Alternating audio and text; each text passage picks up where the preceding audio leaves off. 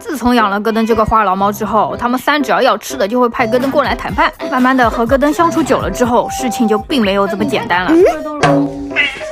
我没听错吧？一定是巧合，明明从来不会开口跟人交流。啊，你教的哥哥啊？你教他说话啦？哦，吃饭了吗？哦，乖，表扬你，表扬你。咪咪，见小千迈，怎么学的不一样啊？啊，好的。宝宝，没教好，没教好呀，退学费。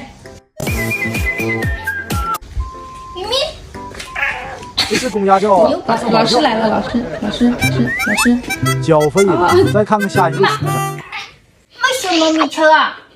不给，就没有。妈。